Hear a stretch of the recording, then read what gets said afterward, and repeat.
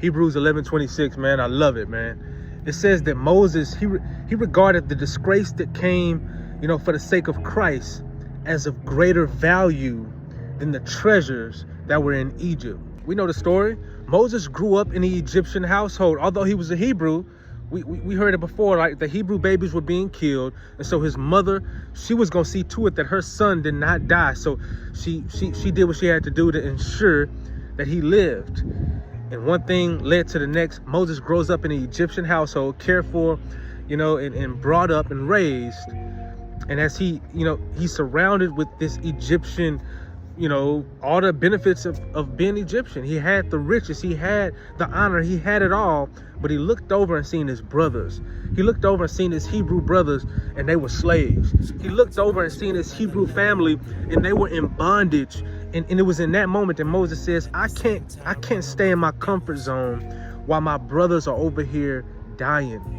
And so he regarded, man, I'll go take the shame that comes with being a Hebrew, with identifying as a Hebrew. I'll take the shame of that over staying in this comfortable area and embracing all the riches that come with it. And that, y'all, that's what we have to get to in our minds. And it says he's seen it was of greater value. And that's the question I want to ask. What are you truly valuing? Because what we value, you and I value, that's what we're going to pursue. If we think it's worth it, right? Value is about worth. If we think something is worth it, we're willing to pay the price for it.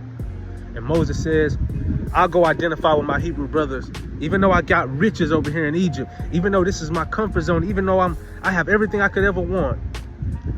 I'll take the reproach, the disgrace that comes with identifying with the people that I come from, because I know that God will reward those in the end. He has a plan for those people.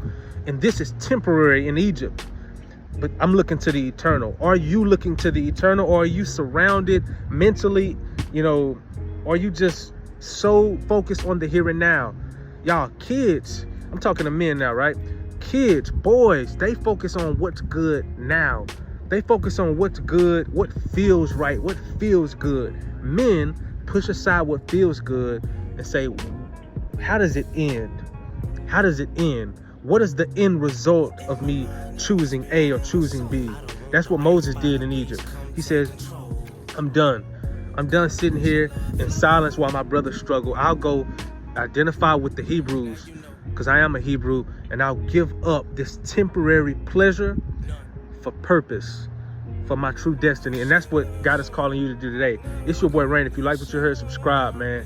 What are you valuing? Are you valuing Christ? And are you willing to suffer because it ends well with the righteous?